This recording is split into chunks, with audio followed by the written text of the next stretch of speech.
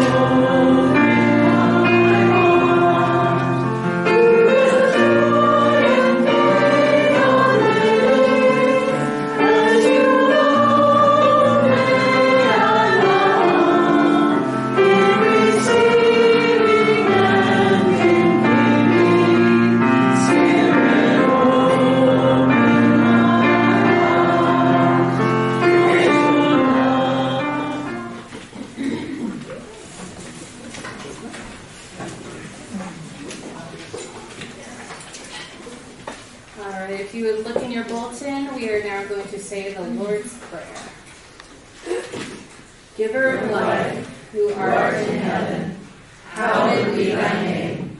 Thy kingdom come, thy will be done, on earth as it is in heaven.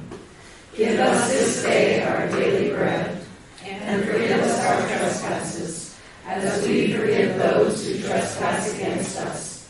Lead us not into temptation, but deliver us from evil.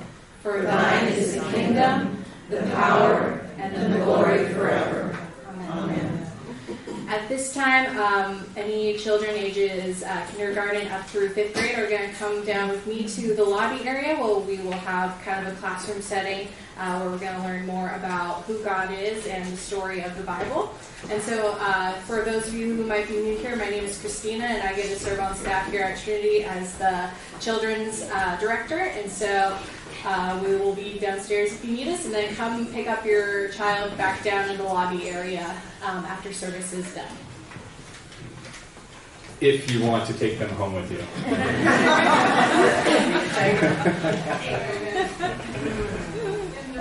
We're mixing things up a little bit this morning, and today I would like to invite you into just a sort of contemplative prayer or meditation.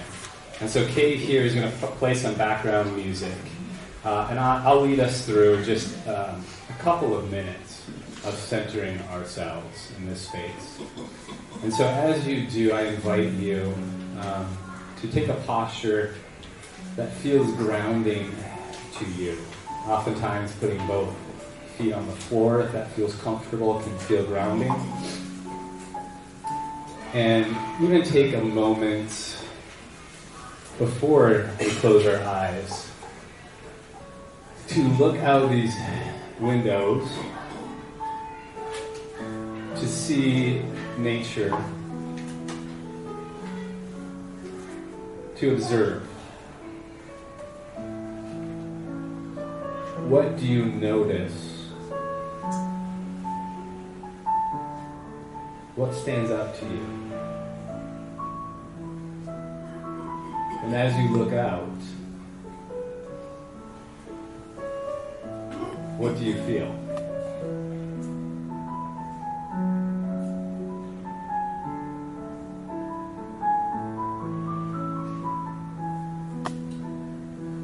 And as you begin to close your eyes, in this space, what do you notice? What do you feel? Besides cold. In a new space, in a different space.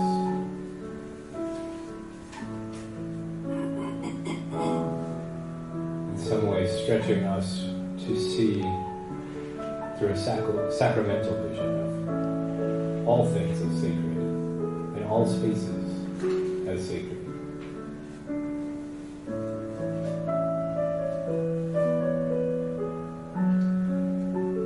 And as you take a couple of deep breaths, I want to invite you to reflect back upon this last week. As you look past last week, Saturday and Sunday, in the snow that we got and the weather, what did you do?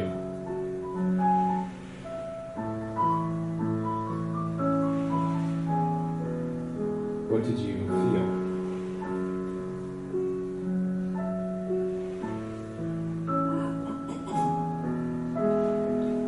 Reflect back on this past week.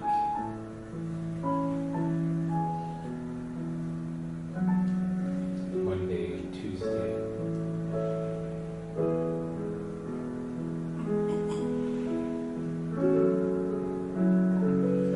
What did you notice?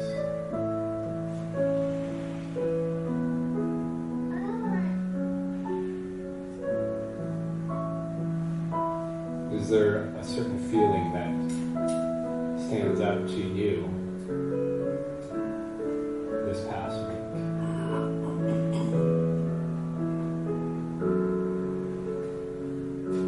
A certain word that describes what you experienced?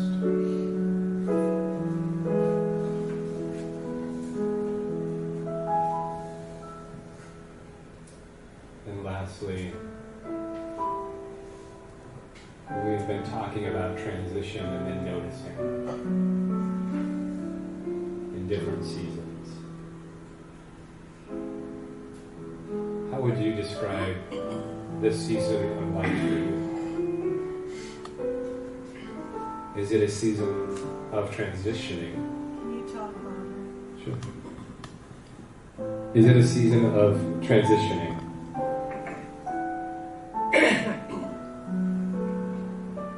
Is this a season for you?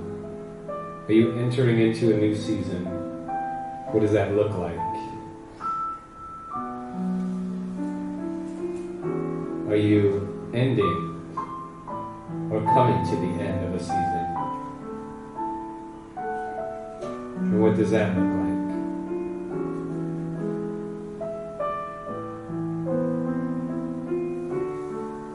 If you're in the middle of a season,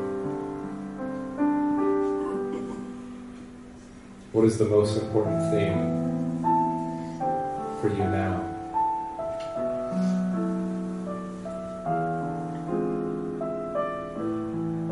Take just a few more moments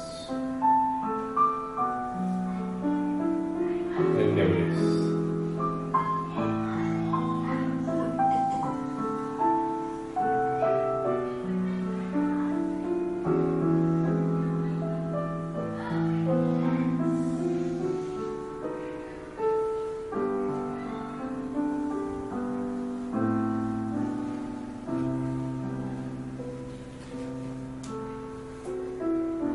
And as you come back,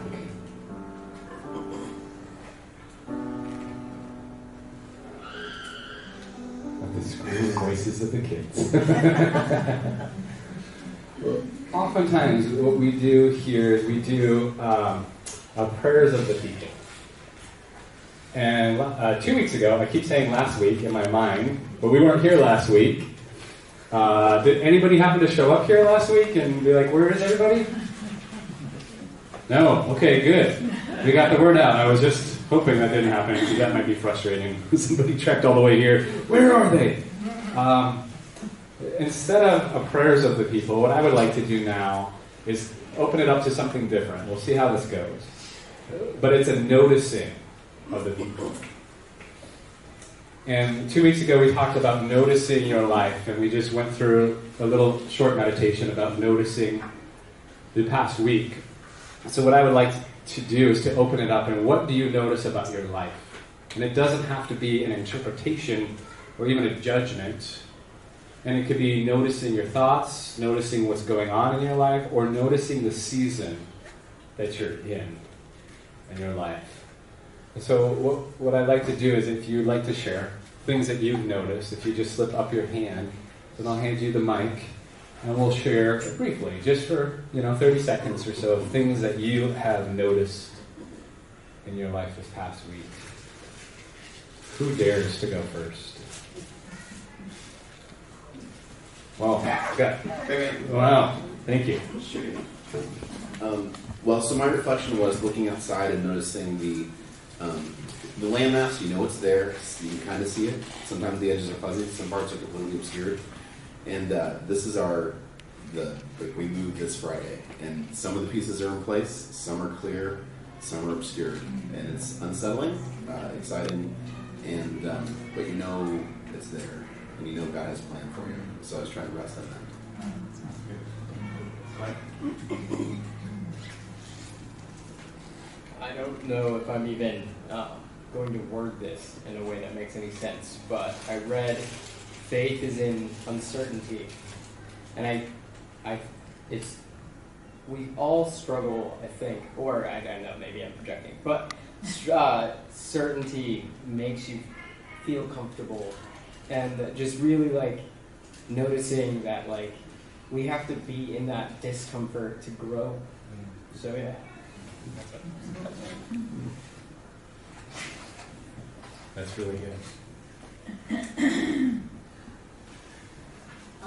My daughter's mother-in-law is here, and she is of my age, but she has somewhat recently retired and is not very comfortable with where she's at right now. And I've noticed for myself that in the decade I'm in, I was very uncomfortable when I entered it. I did not like the idea at all. And I have grown very comfortable in where I'm at and, you know, what life brings and what I can do in this study.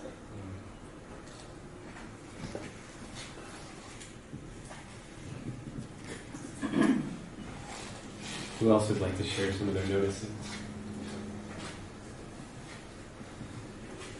I think I noticed this week how much I live without a whole big plan in place.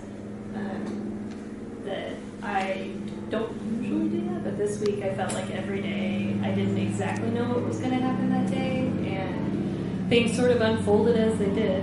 And I was more or less present for it because I didn't have another big plan in place. But it was also just every day kind of not knowing what the next day's plans were, and sometimes being surprised that there was a plan and I'd forgotten it. But recognizing that there are pieces of my life that I need to leave open without a plan so that I get more out of it. Thank you. Anybody else want to share things that they noticed?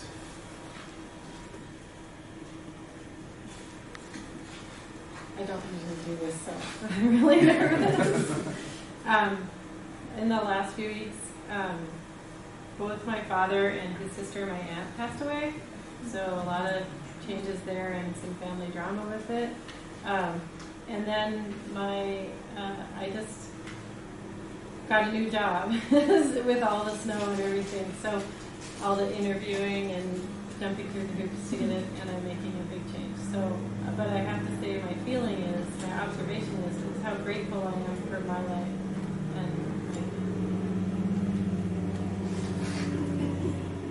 Thank you.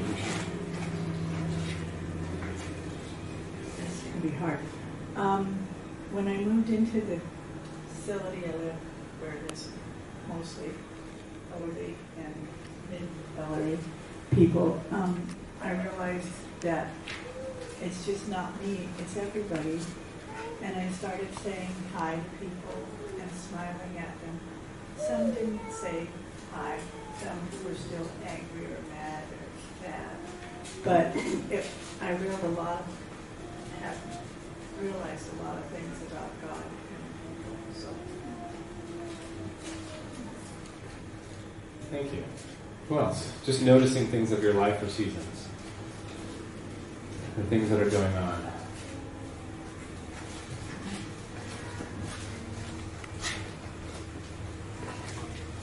One of the things I did this week, the last 2 weeks when I was trapped in my house, is that I went through 2 file drawers that I hadn't touched in years.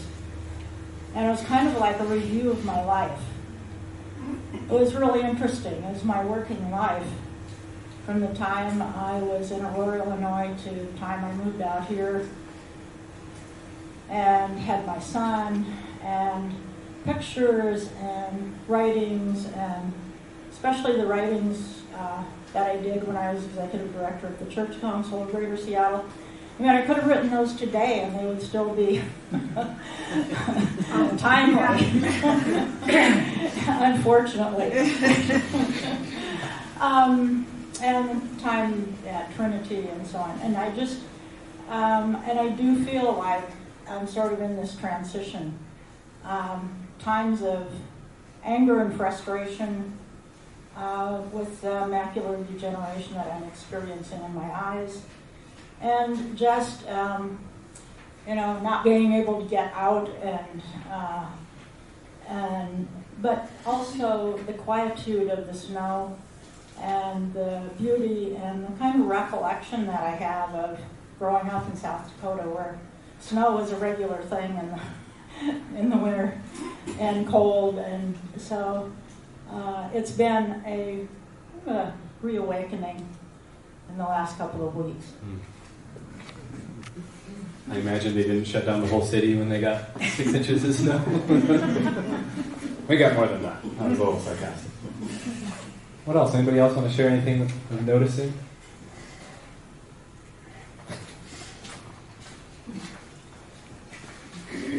Well, I decided to walk from my house and back of the Ballard Post Office here.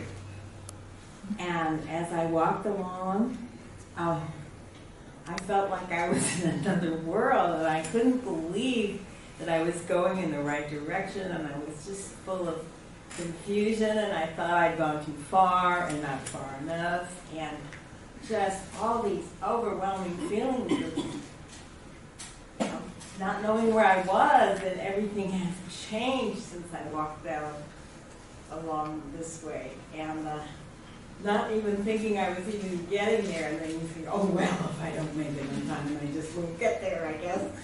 And just all these doubts and fears and frustrations and how everything had just totally changed. And yet, I just kept walking because there was something that just kept saying, you'll get there. And I guess that's what faith is all about, huh? Yeah, very true.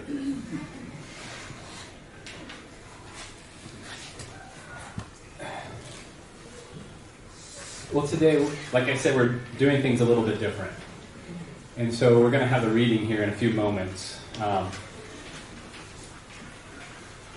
But as we go through February, my hope and the invitation has really been to extend deep listening. How do we cultivate it? How do we exercise those muscles of listening and noticing in our life? So as I begin, I wanted to share a few observations my wife and I had during this past 2 weeks during the snowstorm. So some of these are kind of funny and silly. They're meant to be that way. One of the things that we saw or noticed is that few people shovel. and I realized some people actually, it's not that they don't know how, they just don't own one. Because we were out shoveling and somebody's like, oh look, somebody actually owns a shovel. We're like, well, thank you, church, for leaving one in our parsonage, I guess. So we felt like heroes there. Tied them like together, and we're using those two paddles as like a shovel to shovel off their sidewalk. We noticed somebody actually walking down one of the streets in, you know those bob strollers, but it was like a double bob stroller, and the path that was shoveled was too narrow, and so somebody was in front of them shoveling. The other person was walking down. We saw, this might not seem all that interesting, but we saw a Subaru with chains on it. So Subarus are all-wheel drive vehicles, and we come from Colorado, like the land of Subarus. Like every 1 in 4 people own a Subaru. We own a Subaru. They're like monsters in the snow. Like I've been out in the snow, slipping and sliding, and said I can't make it. I went back, got our Subaru, and was like, no problem. To see one with chains is like, wow, I've never seen that before. We noticed that when it snows, the roads normally that you drive on turn to like sledding hills, so you got to watch out for people as they're sledding around. The sidewalks turn to cross-country skiing paths. We had so many people cross-country ski around our neighborhood. It was like, oh, dang, everybody was out skiing around. It was so fun. So those were a few of our fun observations as we checked around. Our boys, while they were both born in Colorado, this was their first snowstorm experience. And they had 5 snow days of school, so no school. They experienced their first snowball fight, really. They experienced their first snowman building, their first sledding, which was like the first day, and there was only a few inches. But we were still out there sledding down, and the grass was, showing through. They had their first snow fort experience. So I shoveled our lawn into a big pile. So we had this huge heaping pile. And then we dug it out. But what we noticed is that the snow doesn't stick around very long, and that evening it turned to rain, and then the morning it was like all caved in, and we're like, well, there it goes. What are you going to do? So it was an interesting, wonderful experience, and I hope you all were able to enjoy it, even if it was just from your window looking out at the beauty and the wonder of the snow. And hopefully just reminiscing a little bit, maybe where you came from or your other experiences in the snow. It kind of forces us to slow down, to be quiet, which came at a perfect time. I was thinking And I told Terry this. I was thinking, man, if this happened in the midst of our move, we would be stressed upon stress. And then we probably have a leaky snow, roof and all kinds of other stuff to worry about. So it was like perfect timing. After we move, then it snows. So 2 weeks ago, I talked about this idea of farmers in the world of hunters. We read the text about planting seeds and how some of the seeds fall on hard ground, some on thorny ground, and some on soft, fertile ground. And I threw out one way of understanding this is that God or the divine is always nudging us, speaking us, planting things within our lives. And sometimes we're so busy and there's so many thorns around us. Sometimes we're stubborn or we're not looking and it's ground that's kind of rocky or hard. And how do we cultivate the soil of our heart? By the way, I love it if you kind of just glance outside and you're not looking at me, no judgment, that's okay. I know that's going to happen, as long as you seem like you're paying attention to something, okay? Is that rain on the wind? Yes. Good noticing. That's the babies of the snow. And the sun, and then shining through over there. Isn't this great? We get to do this. We're spoiled now. But you all heard of Moses and the burning bush, right? That story? One of my favorite quotes, and I shared this during Christmas Eve, the evening one, but comes from Elizabeth Barrett Browning. And she writes this. She says that earth is crammed with heaven, and every common bush afire with God. But only he who sees takes off his shoes. The rest sit around and pluck blackberries. And I love that. It's a way of understanding that text that it says perhaps there's not just one moment, or even one grand moment in our lives. Perhaps there's not just one burning bush, but there's burning bushes all around us all the time. And perhaps we're just often too busy. So part of that was taking notice of things, pausing 2 weeks ago. Pausing, listening, not judging. If you remember 3 things that I threw out there. Pause, stop, listen to your life and don't judge it. As you cultivate deep listening to yourself. And now I'm going to invite the Ruse to come on up, and they're going to read through a text here in a bit. And now transitioning to how do we listen to other people. But here is what I want to invite you guys to do. We're going to do another deep listening where I'm going to invite you guys to reflect back. Out of this text, what do you notice? This isn't a test. I'm not looking for something specific. This is just, when he reads this, what stands out to you? What do you notice about this story? I am the roots.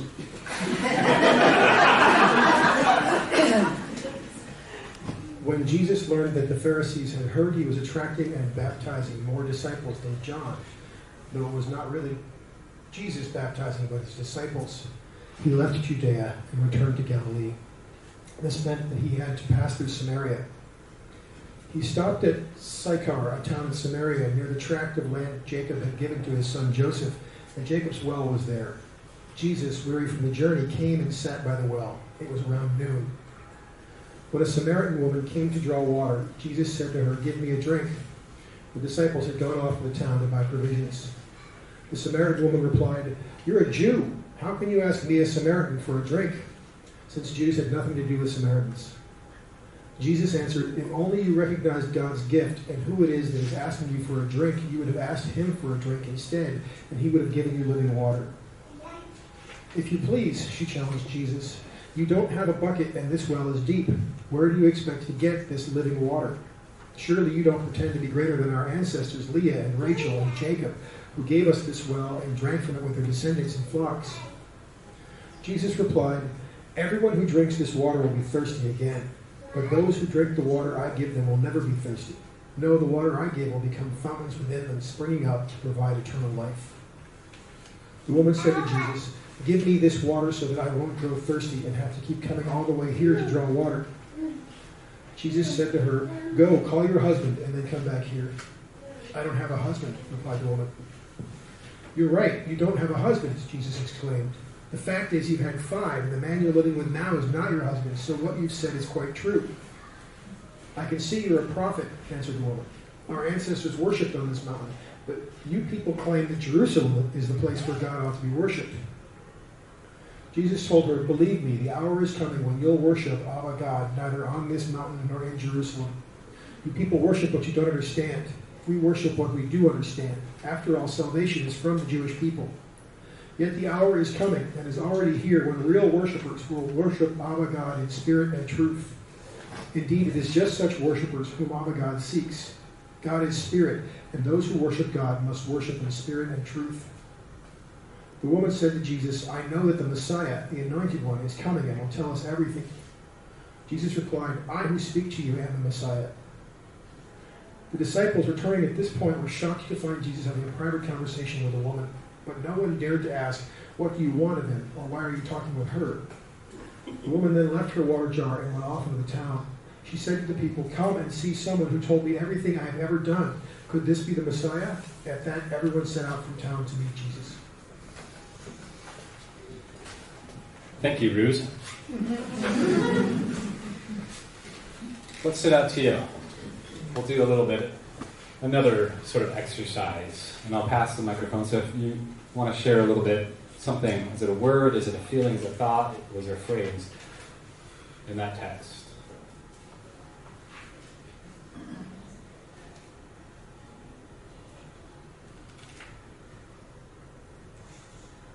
Nothing.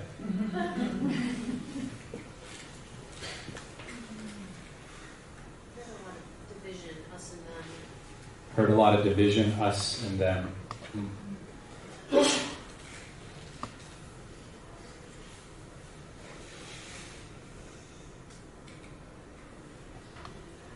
What else? It isn't about a place. Not about a place, a specific place. I guess if you just want to speak it out, then I can repeat it in the microphone just to make sure everyone heard.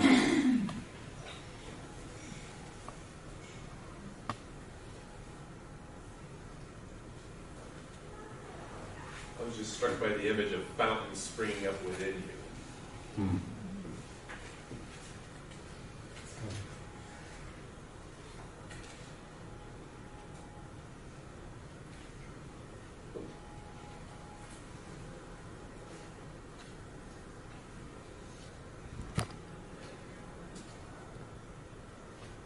Anything else?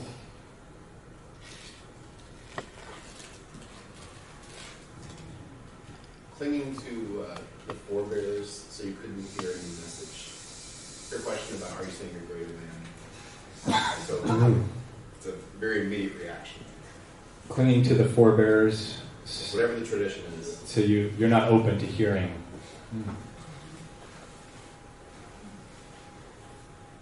Go get your husband. I've had a hard time having family members actually use my name on pieces of mail since I've gotten married, and that's a really hard phrase to hear.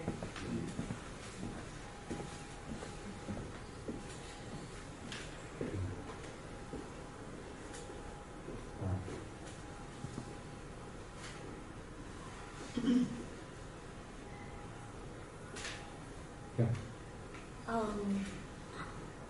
The part where the Jewish woman says, and the Messiah will come, I'm waiting for the Messiah to come.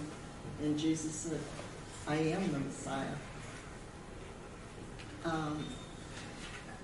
I guess I'm thinking of that as somewhat confrontational, but informational. But what I felt was, wow, he just told her straight out, I'm the Messiah. And she went and took that and brought people back. But it just struck me. That's what I heard. Which is kind of interesting because sometimes Jesus almost seems to hide that. And here, it's sort of boom.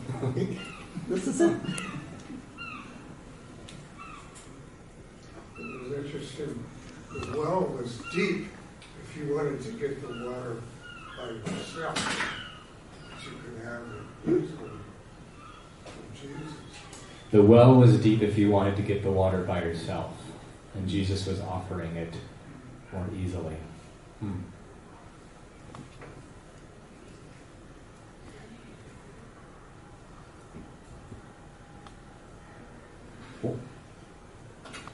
One of the things that is hard is the cultural differences.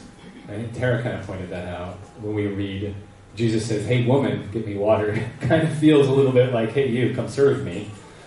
So there is some of that I noticed. But I wonder if that is a cultural and 2,000 years of a gap in many ways, knowing that there's a woman and a male-female gap on who is worth more, which is still prevalent in our society. Women often get paid less doing the same job than men do today. Also, there's a whole Samaritan Jew, us versus them going on.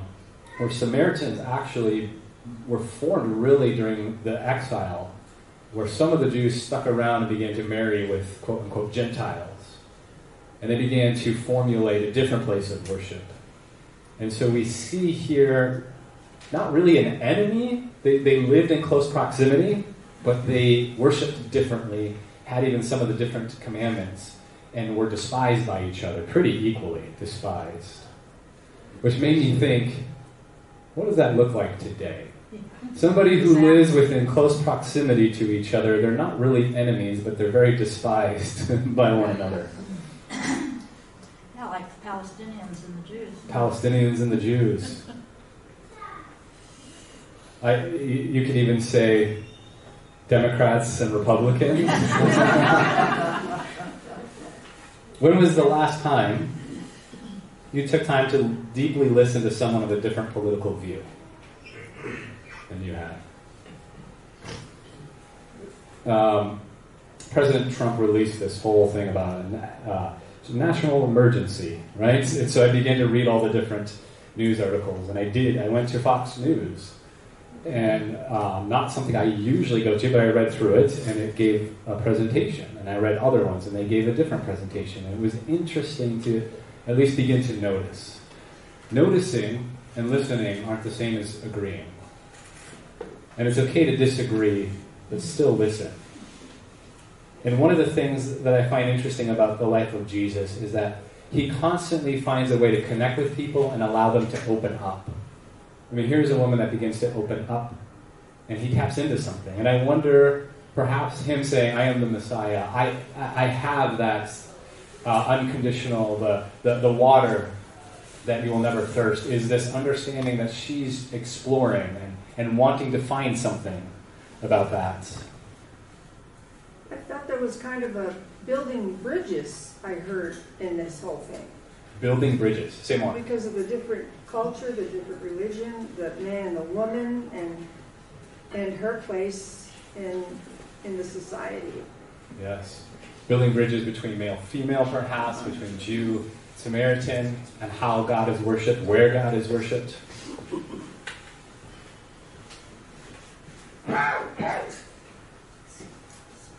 There was an article published on April 1st, 1983, by a woman named Janet Dunn. April 1st, 1983, a few days after my birthday on March 29th, which is the day I am rooting for Susie and Matt's child to be born.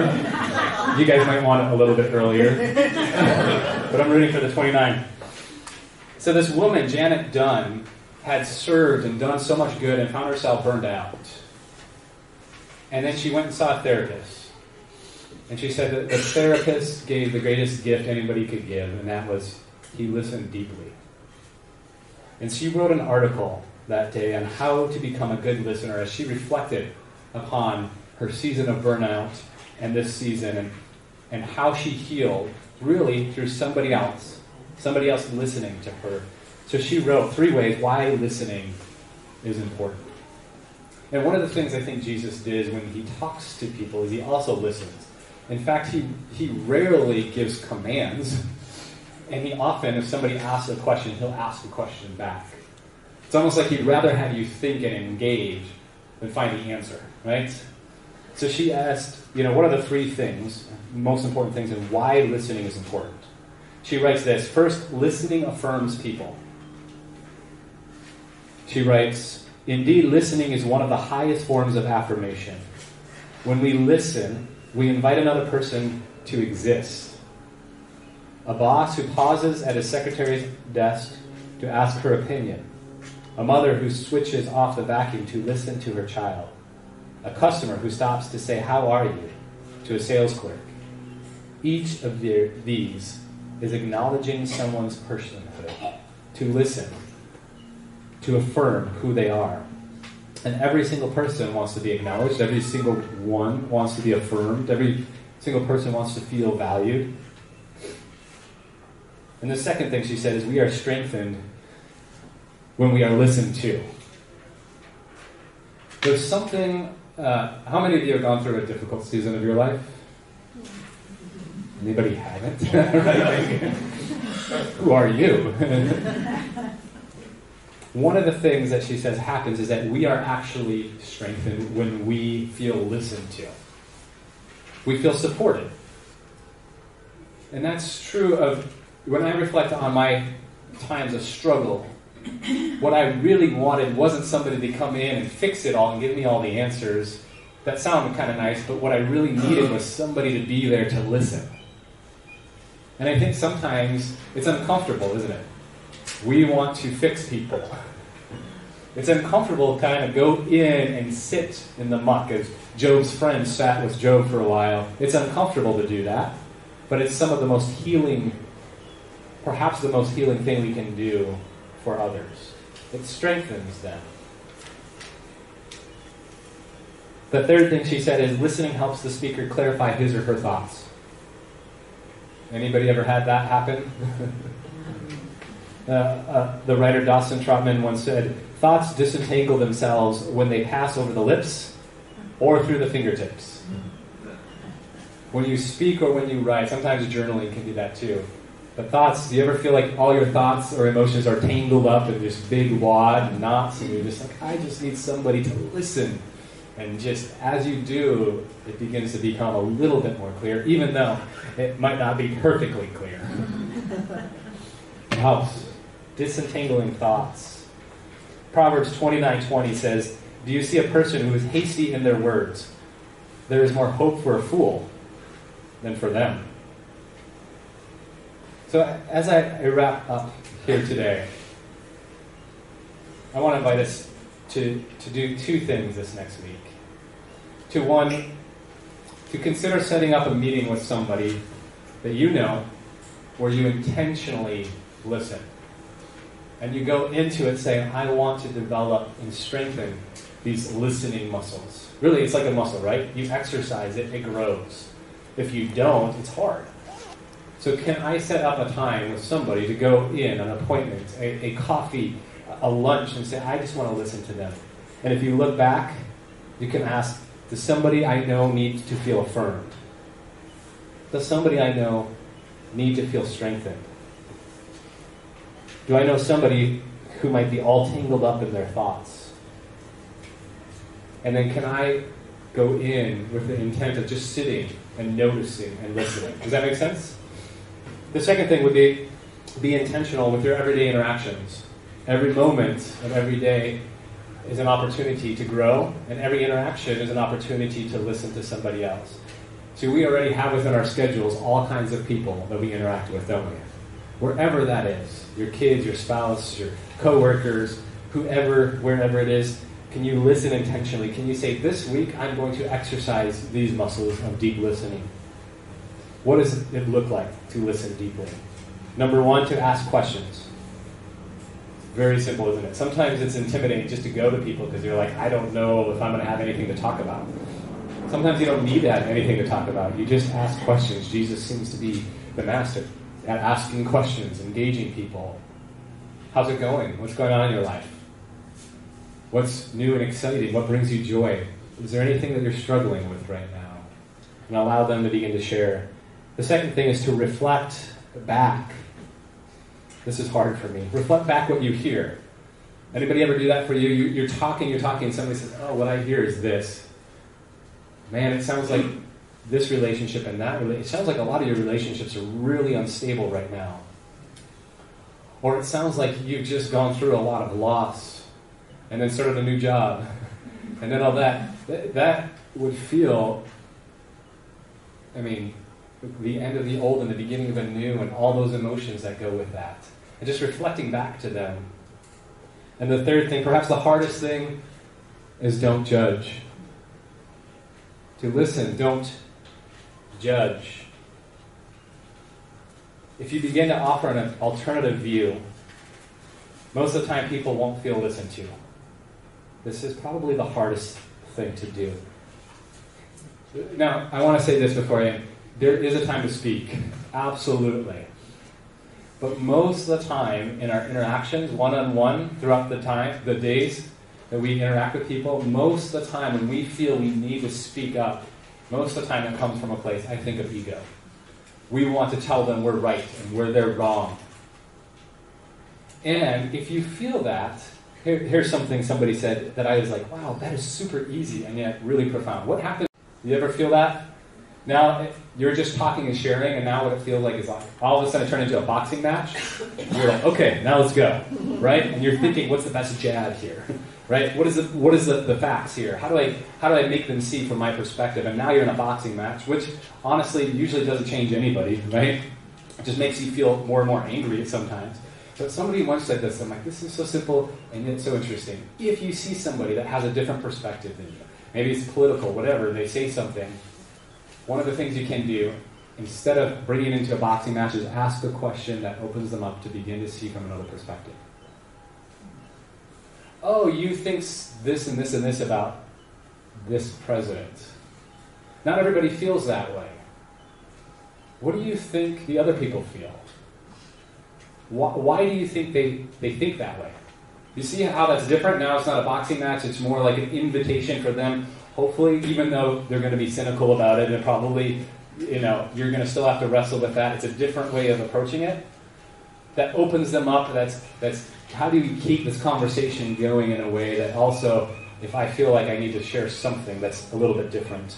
Janet Dunn, the author of that article, says this: a good listener gives us the opportunity to express our views without being judged, interrupted, or redirected. You ever been with somebody and you just feel like you're sharing, and then they begin to say something and you're like, oh, that's your opinions, and then you begin to close up, right? Okay, now I know where this is going. When we begin to share, most of the time what we're looking for is a safe place. And she continues, she writes, we feel safe in a hurry, so we are more likely to express what is really going on within us. Does that make sense? So would you, in this next week, set up a time, if you can, specifically to reach out to somebody. Maybe it's just a phone call that you know that needs affirmation, that you know is going through something, and say, I want to listen and engage and ask questions and not judge. And the second thing, in the midst of your week and all the people that you interact with, can you do that to them? And then next week, as we gather, we'll continue on this exercise of deep listening. Only we'll stop, we'll pause, we'll have a short meditation, and we'll reflect on the ways that we've noticed things in the people around us. Does that make sense? All right. At this time, I want to invite you, as we continue to worship together, to turn to your hymnal, page 20. Rise in body or spirit as we sing together, God of Still Waiting.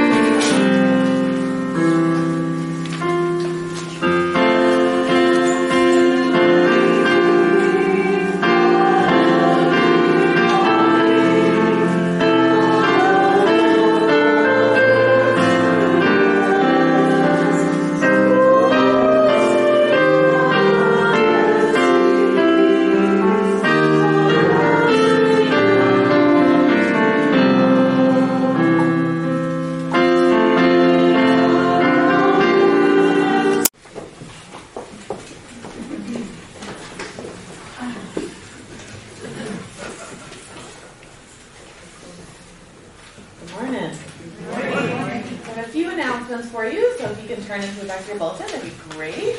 Just a reminder that as we are exploring this new space and how all this works and flows with the life of our community, there's going to be a few hiccups, and we're going to learn things that work and then learn things that don't work. And so we encourage your feedback as you figure out things about this space, or you have questions, that we encourage you to come to myself or to Erin and to share those so that we can help make this a great worship experience.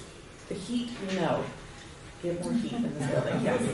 One of the things that we learned from last week, or 2 weeks ago, is that not having a round table to serve our snacks on means that we get a little bit of a bottleneck over by the snacks over there. So one of the lessons that we've learned is if you can come at it from kind of both sides rather than just straight in the middle and clogging up, that would allow everybody the opportunity to participate in snacks. And then come back over to your seats and sit down and get to know somebody that you don't maybe don't talk to as often, and use the whole space for our time of snacks together. For our giving, we are just grateful for the ways that this community continues to give with your gifts and your time and your service and your financial gifts. On the table in the back in the lobby, kind of where you came in, is where all our sign-up sheets are for our different activities. We also have an offering box, so if you do not participate in online giving, we encourage you to do so, but there's also an offering box in the back where you can share your financial gifts. I'm going to ask Erin to share a little bit about the Lenten series that we have coming up. All right. So Lent is almost here. Can you believe it? I can. What we're going to do is we're going to start a series actually in March. Lent starts the second Sunday in March, but we're going to kind of do a prequel to that the first Sunday in March. So not next Sunday, but the Sunday after that, 2 weeks from now. And what we're going to do is we're going to do a sermon series on the Enneagram. Anybody here heard of the Enneagram before? Okay, a few of the people. It's not pentagram, so don't worry. When you first hear it, it sounds really weird. But it's some people refer to it as a personality tool, and it's somewhat like that, but it's more a tool for spiritual formation. And so what we're going to do is we're going to go through that, talk about the different types. Hopefully 2 things happen. Number 1, it's a self-exploration. So you listen to yourself, get to know yourself a little bit more. And 2, hopefully you have a little more compassion for other people. Have you ever thought somebody did something and you're like, I would never do it that way. What were you thinking? Right? So we're all wired differently. So that's part of it. The second thing is I'd like to start off at least 1, maybe 2 small groups based on a book that talks about the Enneagram. So it goes into depth each Enneagram type and also their strengths and their weaknesses, which is usually the opposite side of the same coin, right? And it talks about spiritual formation. So the book is The Road Back to You. And I'll have 2 copies back at the Information Center. If you would like to purchase it, you can do so yourself online. Or if you would like us to purchase it, there's a sign-up sheet back there. They're $22 a piece right now on Amazon. So we can go ahead and do that. So sign up back there. Right next to that one, there's also a sign-up for the small group. So your name, email, and any evenings that would work for you. And we'll try to get at least 1, hopefully 2, small groups going on where we can dive in and actually have more of a discussion on these things. Sound good? And if you have any questions, come and find me afterwards.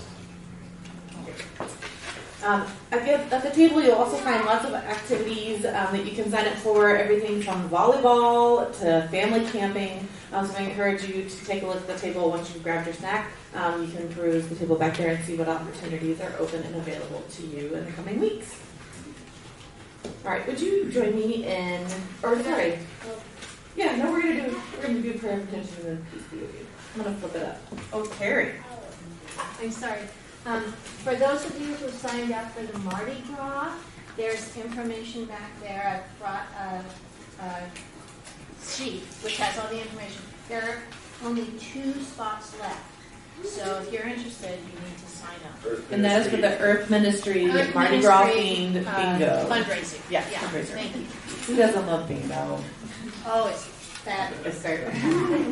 Unlimited bacon. That's all you need to know. Yeah.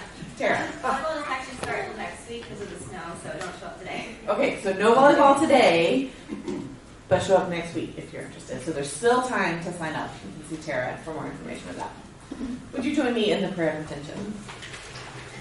We pledge of God to discover how much is enough for us to be truly fulfilled.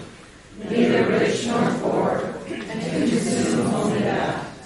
We pledge, O God, to be part of the discovery of how much would be enough for everyone, not only to survive, but to thrive, and to find ways for all to have access to that. We offer our lives to you, so we may learn to live like Jesus, healing our lives and the life of the world. Amen. And if you will join us in our closing hymn, 215 in the Sorrow Book, Peace be with you. Take this as your blessing this week.